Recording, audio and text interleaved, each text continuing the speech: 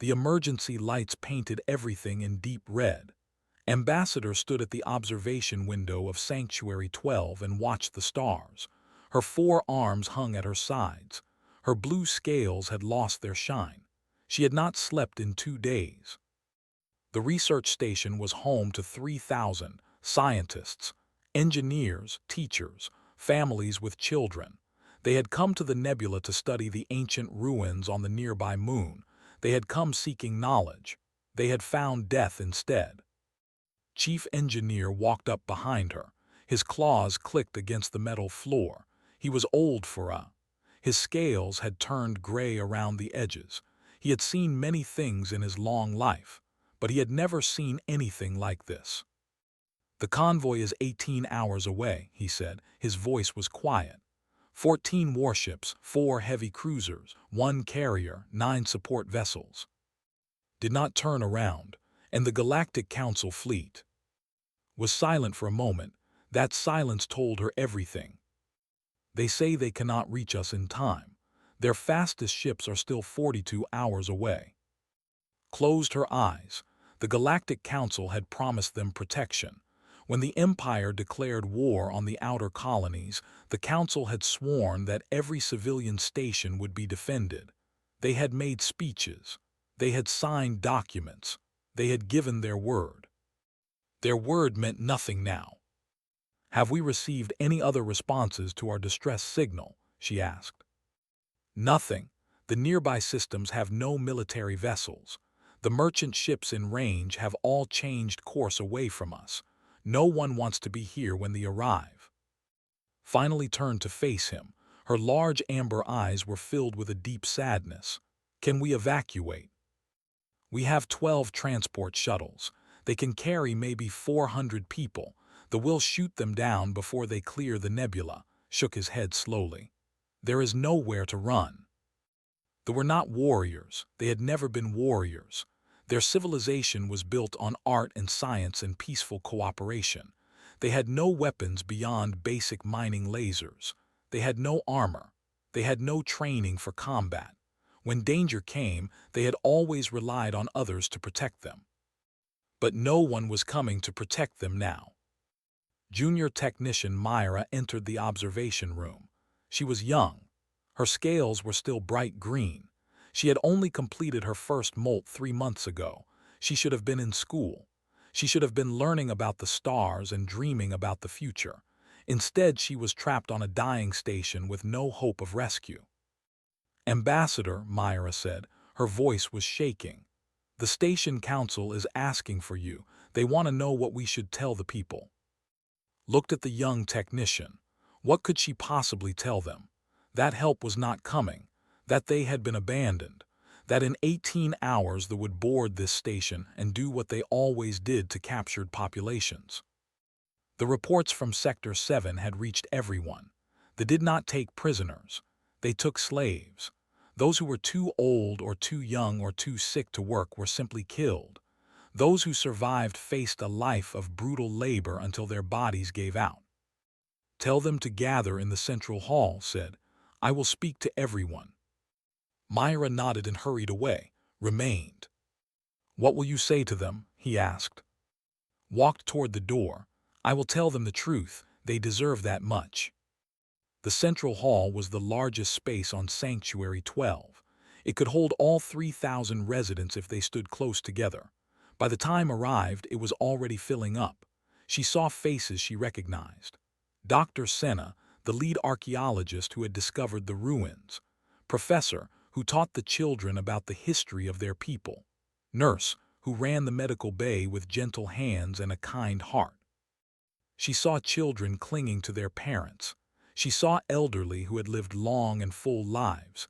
She saw young couples who had just started their families, all of them looking at her, all of them hoping she had good news. She had no good news to give. Climbed onto the small platform at the front of the hall.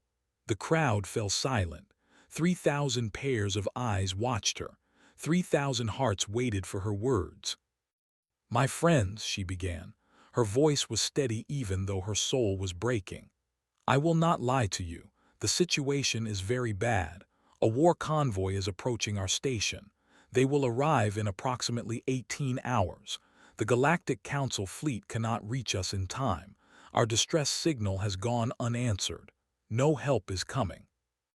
A wave of fear moved through the crowd. Some cried out, some wept, some simply stood in stunned silence. "I know you are afraid," continued. "I am afraid too, but I want you to know that we will face this together. We have survived ice ages and plagues and the collapse of our first civilization. We have always found a way forward, and even if this is our end, we will meet it with dignity. We will meet it as who we are." She paused and looked out at her people. So many lives, so many dreams, all about to be snuffed out because no one in the galaxy cared enough to help them. "Hold your loved ones close," she said. "Tell them what they mean to you. Spend these hours in peace and love. Whatever comes next, we will face it together." The crowd began to break apart. Families held each other. Friends embraced. Somewhere in the back, a mother was singing softly to her child. Stepped down from the platform and walked back toward the observation room. She needed to be alone. She needed to think. She needed to find some way to save even a few of her people. But deep in her heart she knew there was no way. They were coming. The galaxy had abandoned them, and in 18 hours Sanctuary 12 would become a tomb. She did not know that far away, in the cold depth of space, a signal was traveling. Her distress call was bouncing off relay stations and communication satellites. It was crossing sectors and systems. It was reaching ears that were not supposed to hear it. It was reaching the ears of. And did not ignore a cry for help. Captain Jake was having a quiet morning. The USS Ironclad was on routine patrol in Sector 9. Nothing had happened for 3 weeks. The crew was getting restless. Some of them complained about the boredom. Jake told them to enjoy it. Boredom meant no one was dying. He sat in the mess hall with a cup of black coffee and showing the morning reports. The ship was running smoothly. All systems were green. The crew was healthy. Everything was exactly as it should be. His executive officer, Commander Ben, sat across from him. Ben was younger than Jake by 10 years.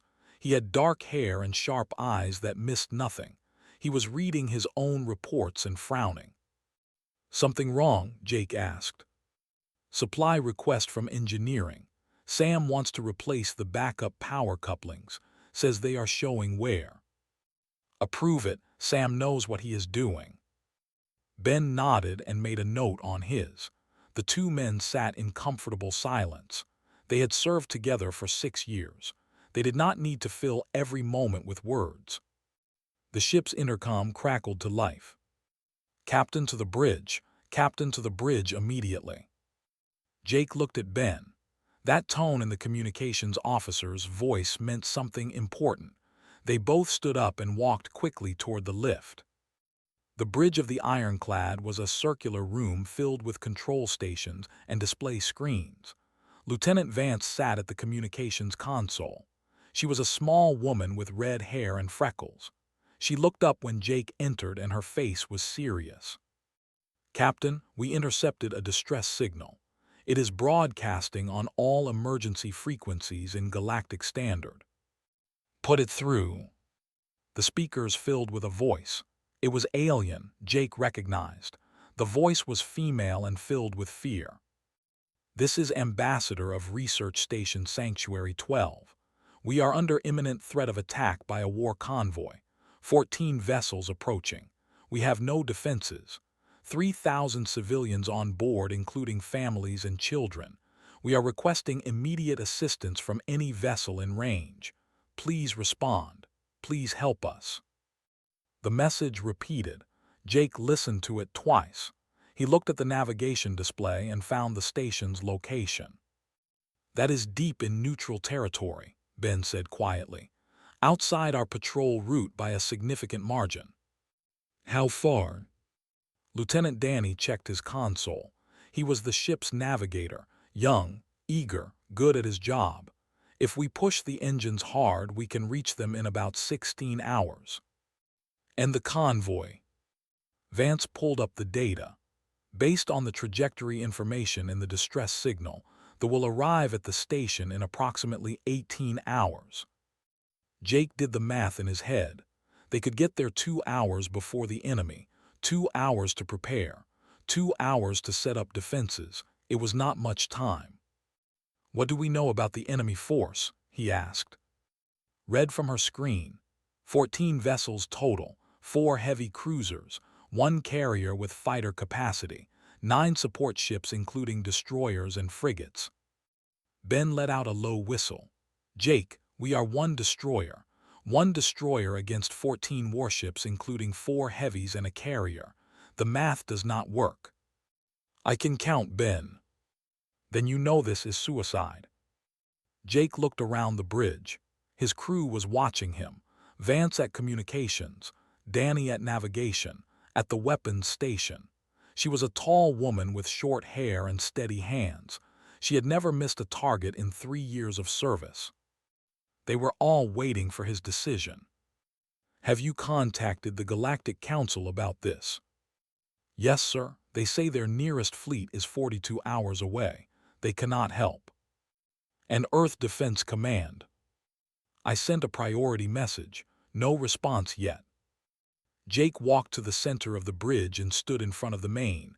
The stars stretched out before him. Somewhere out there, 3,000 people were waiting to die. Families, children, people who had done nothing wrong except be in the wrong place at the wrong time. He thought about his own family back on Earth. His sister had 2 kids, cute little girls who called him Uncle Jake and begged him for stories about space. What if they were on that station? What if they were the ones sending out a distress call that no one answered? "Open a channel to any Earth defense vessels in this sector," he ordered. His fingers moved across her console. "Channel open, sir." Jake picked up the comm. "This is Captain Jake of the USS Ironclad. We have intercepted a distress signal from a civilian station. 3,000 non-combatants are facing imminent attack by a war convoy.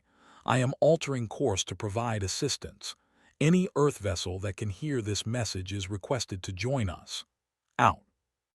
He set down the comm and turned to Danny. "Set course for Sanctuary 12, maximum speed." "Sir," Ben stepped forward. His voice was low. "Command will not be happy about this. We are supposed to stay in our patrol zone. They are not our allies. The Council has not requested our help. Politically speaking, this is a nightmare." Jake looked at his old friend. "Ben, there are 3,000 people on that station. Families, kids. They sent out a call for help and the whole galaxy turned its back on them. I am not going to be part of that. I am not going to sit here in my comfortable ship and let them die because of politics. We might die too. Then we die doing the right thing." Jake sat down in his command chair. "That is what humans do, Ben. We help people, even when it is hard, even when it is dangerous, even when no one asks us to, because if we do not, then what is the point of any of this?" Ben was quiet for a moment, then he nodded slowly. "Understood, Captain." The Ironclad banked hard to starboard. Her engines flared bright blue as she accelerated toward the nebula. Behind her, the safe patrol route grew smaller and smaller. Within the hour, 3 more signals came through. The USS Relentless, the USS Fury, the USS Nightfall. 3 more destroyers had heard Jake's message. 3 more crews had made the same choice. 4 ships against 14. It was still terrible odds, but it was better than 1. Chief Engineer Sam Hawkins called up from engineering. He was a big man with thick arms and a bald head. He had kept the Ironclad running through 6 major battles and countless minor scrapes. "Captain, I heard we are heading into a fight." "That is correct, Sam." "Then I will have the engines running at 120% by the time we get there. And I will have the weapons charged and ready. Those are going to learn what happens when they mess with people under our protection." Jake smiled for the first time that day. "I know they will, Sam." Out. He leaned back in his chair and watched the stars streak past. Somewhere ahead, A station full of frightened people was waiting for a miracle. The miracle was coming. It was called humanity. Ambassador had not left the observation deck in 12 hours. She stood at the window and watched the darkness. The emergency beacon still pulsed its red light. The distress signal still broadcast on all frequencies, and still no one came. The station had grown quiet. People had said their goodbyes. Parents had held their children and told them everything would be okay. Couples had whispered promises they knew they could not keep. The elderly had gathered in small groups to pray to old gods who seemed very far away. Sat in the corner of the observation room. He was working on he was trying to find some way to boost the station's shields, some way to buy them a few more minutes. It was hopeless work, but he did it anyway because doing nothing was worse. Young Myra had fallen asleep on a bench near the door. She was exhausted. Her green scales had turned pale from stress. Even in sleep, her face was troubled. The sensor console suddenly beeped. Looked up, his claws stopped moving. "Ambassador, we have contacts."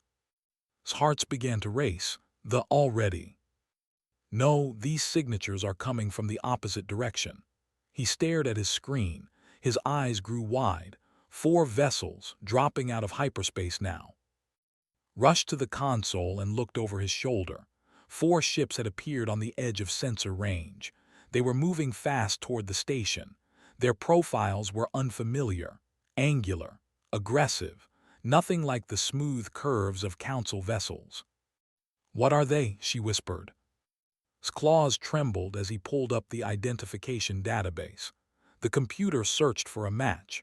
When it found one, he made a small sound of disbelief.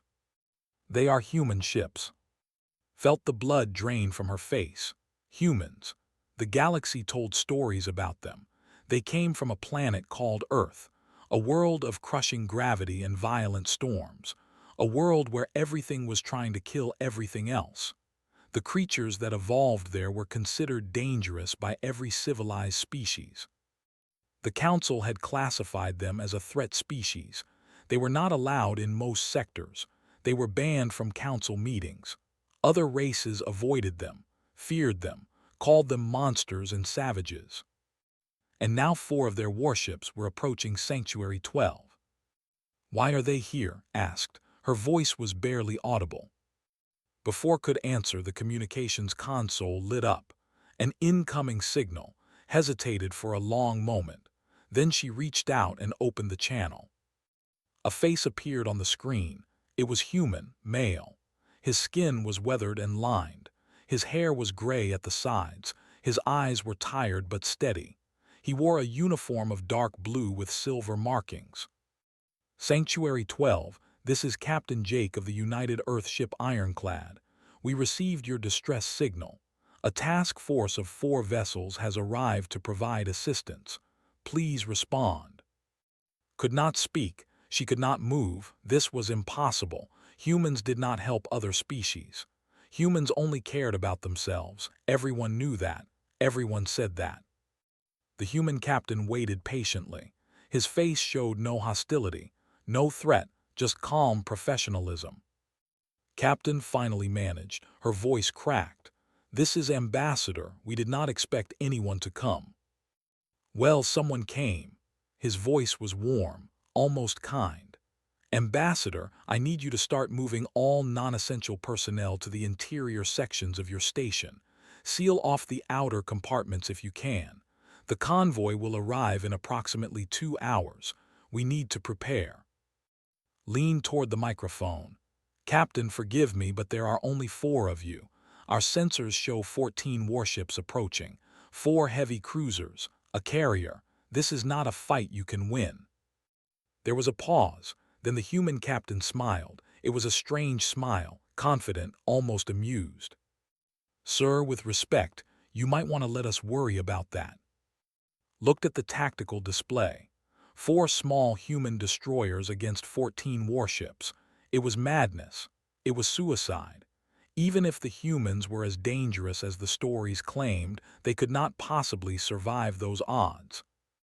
"Captain," she said, "I must ask you, why are you here? We are not your people. We have no treaty with Earth. Your government has no obligation to us. Why would you risk your lives for strangers?" The human was quiet for a moment. When he spoke, his voice was serious. "Ambassador, where I come from, we have a saying. When someone calls for help, you answer. It does not matter who they are. It does not matter what they look like. It does not matter if they are friends or strangers. If someone needs help and you can give it, you give it. That is just how we are." Did not know what to say.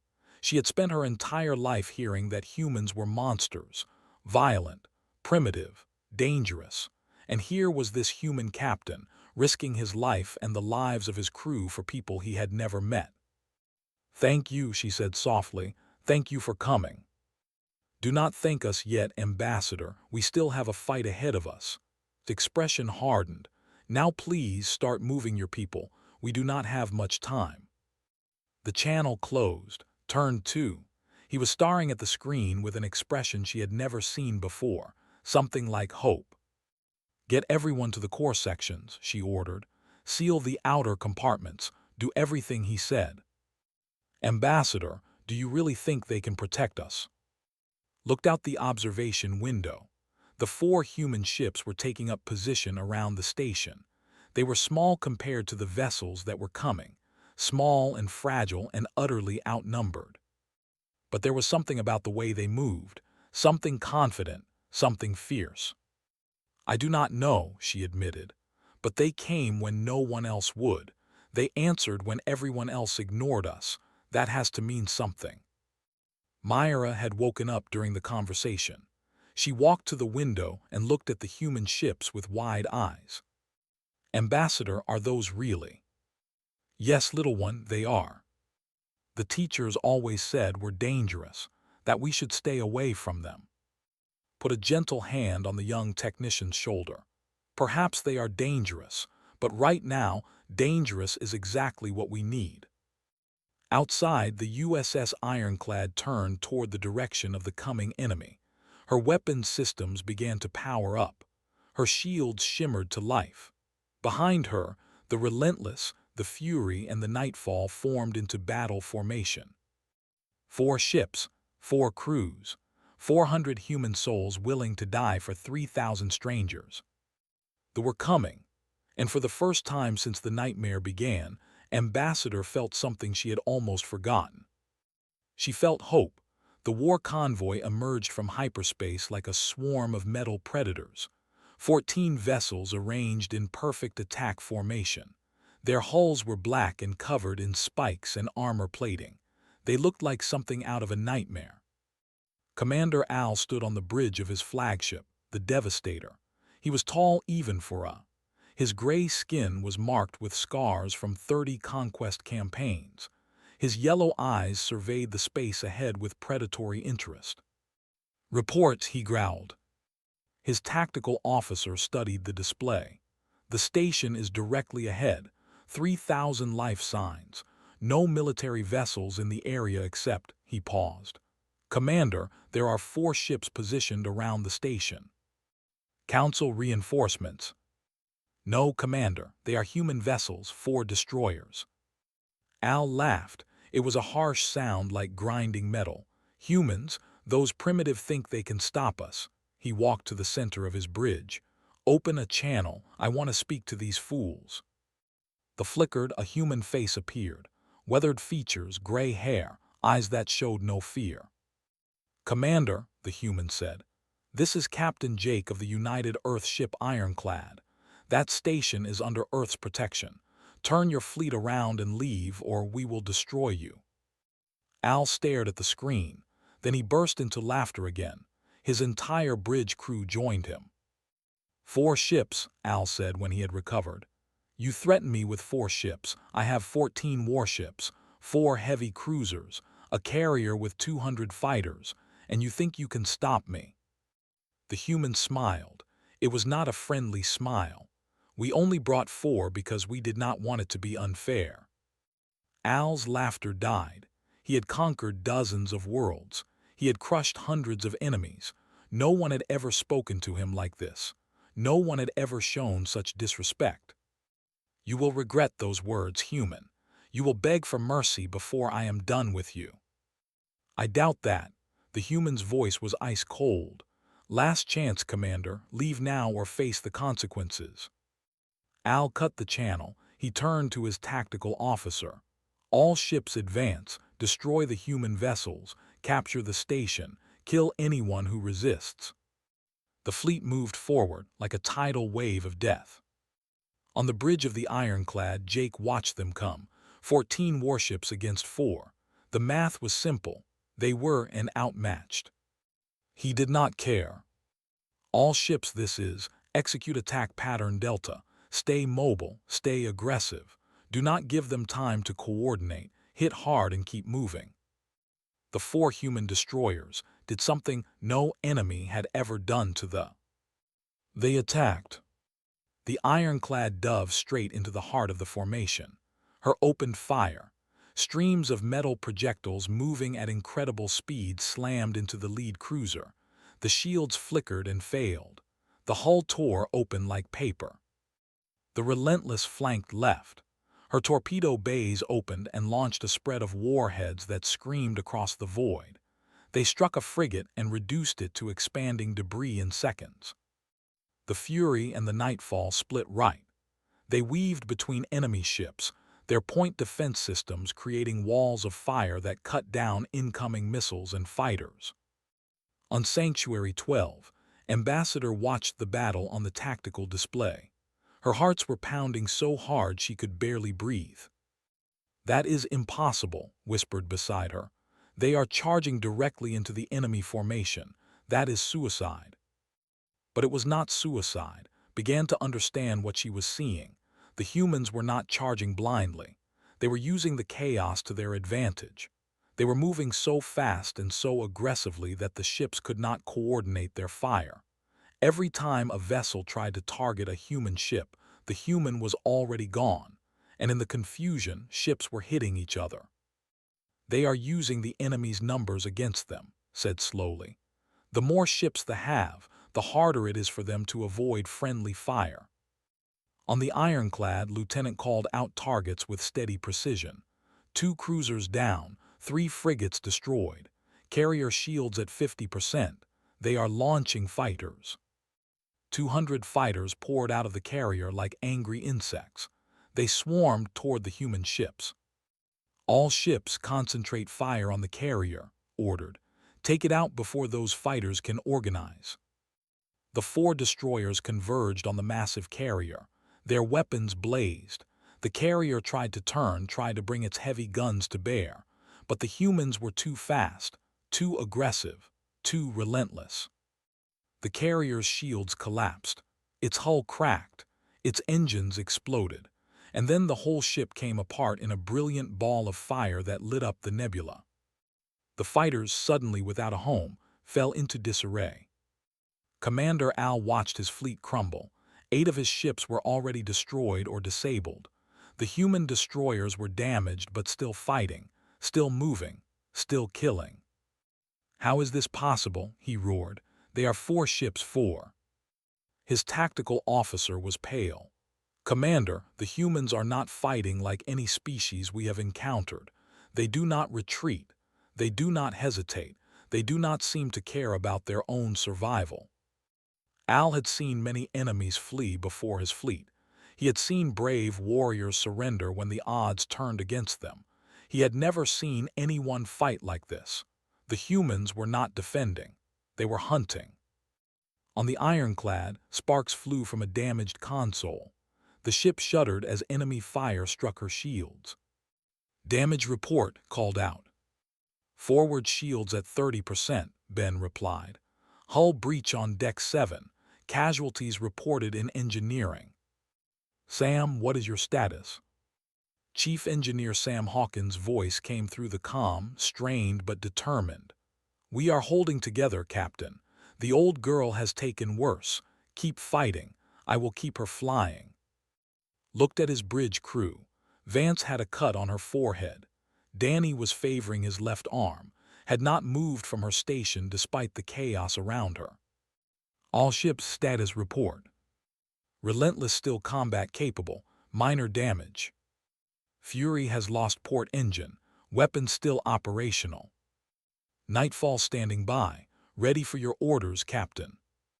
4 hours into the battle, only 6 ships remained. Then 4. Then 2. Commander Al's flagship was battered and burning. He stood on a bridge filled with smoke and sparks and dying crew members. His fleet was gone. His fighters were gone. Everything he had built over 30 years of conquest was gone. The human captain's face appeared on his damaged. "This is Captain. Surrender or join your fleet." Al looked at his ruined bridge. He looked at the human ships circling his vessel like predators around wounded prey. He had always believed that strength was everything, that the strong took what they wanted and the weak suffered. Today he had learned something new. There was a species in this galaxy that did not fight for power or conquest. They fought for something else, something he did not understand. And they were terrifying. "All power to engines," Al ordered his surviving crew. "Get us out of here." The Devastator's engines flared. The flagship turned and fled into hyperspace, leaving behind the burning wreckage of 13 sister ships. The battle was over. The humans had won. The silence after battle was strange. For hours the void had been filled with explosions and weapons fire and screaming engines. Now there was only quiet. The 4 human ships drifted among the wreckage of the fleet. Their hulls were scorched and dented. Their shields were gone, but they were still there, still standing guard over the station they had come to protect. On Sanctuary 12, 3,000 stood in stunned silence. They had watched the impossible unfold on their screens. They had seen 4 small ships tear apart a fleet of 14. They had seen death become salvation. Ambassador walked slowly toward the main airlock. Her legs felt weak. Her hands were trembling, but she had to see them. She had to meet the people who had saved her world. A human shuttle docked with the station.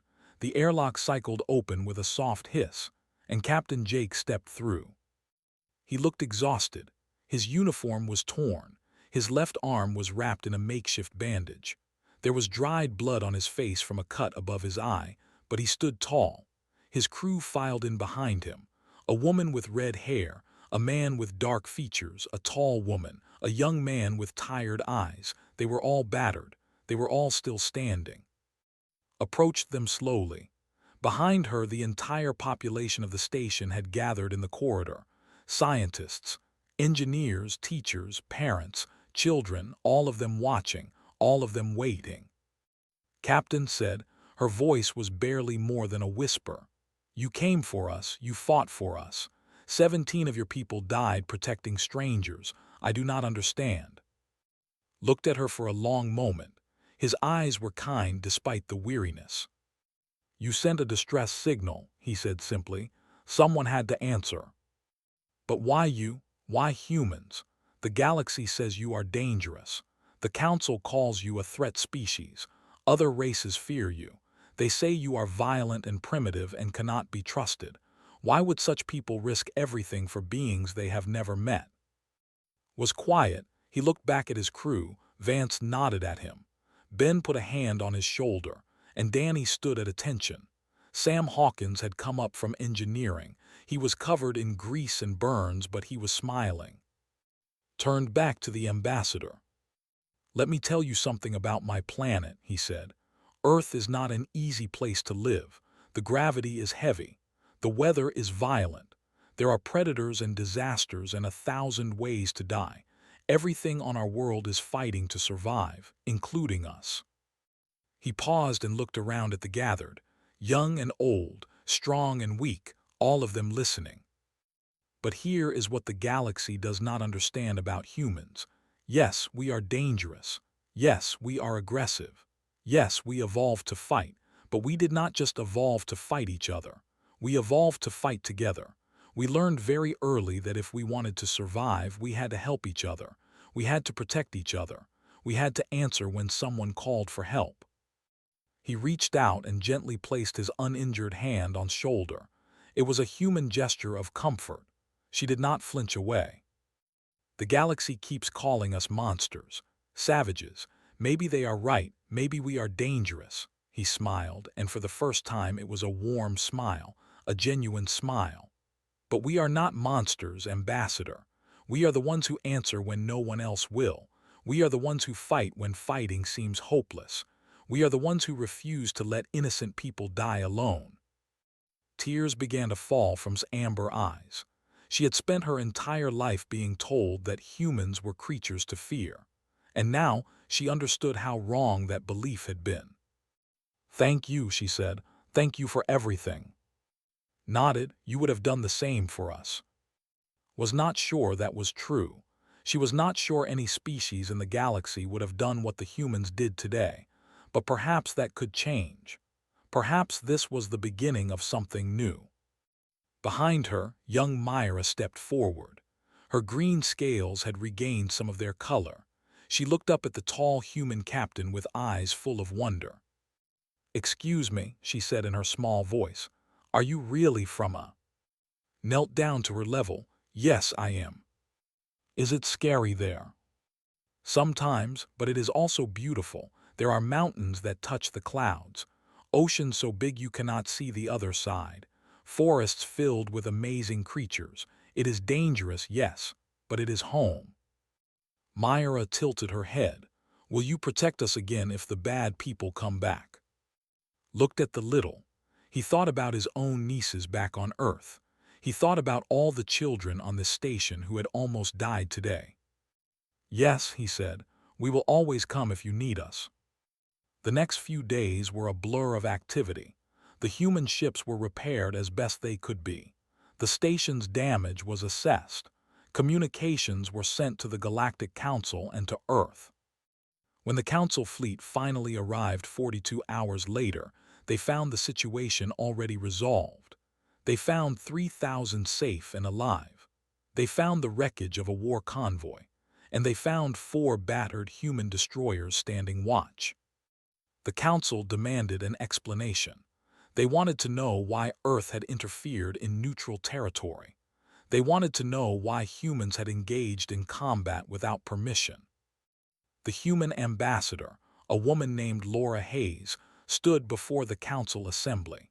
She was not intimidated by the hundreds of alien representatives staring down at her. She had grown up in the same world that produced Jake and his crew. "They sent a distress signal," she said. "No one answered, so we answered."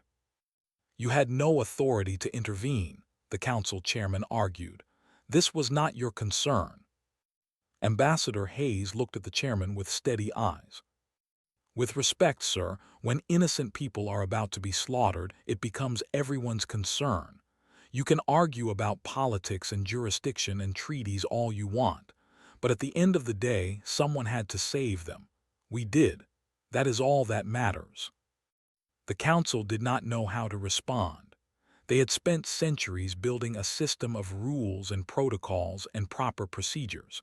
The humans had ignored all of it to save lives. Word of the battle spread quickly. They told their allies. Those allies told others. The story grew with each telling. 4 human ships against 14 warships. A suicide mission that became a victory, who fought not for conquest but for strangers. Within 1 year, 47 species had requested treaties with Earth. They did not want human weapons or human technology. They wanted something more valuable. They wanted the promise that if darkness ever came to their worlds, someone would answer their call for help. Captain returned to active duty after 3 months of recovery. He received a medal and a promotion. He accepted both with quiet humility. When reporters asked him how it felt to be a hero, he shook his head. "I am not a hero," he said. "I am just a human. I did what any human would do." On Sanctuary 12, Ambassador had a monument built in the station's central plaza. It was a simple stone pillar with 4 names carved into it. The names of the human ships that had saved them: Ironclad, Relentless, Fury, Nightfall. Below the names was an inscription in both script and English. When no help was coming, they came anyway. Every year on the anniversary of the battle, They held a ceremony at the monument. They told the story to their children. They remembered the day when 4 ships stood against impossible odds. They remembered the day when they learned that the galaxy had been wrong about humans. Were not monsters. They were guardians. And whenever the darkness came, they would answer.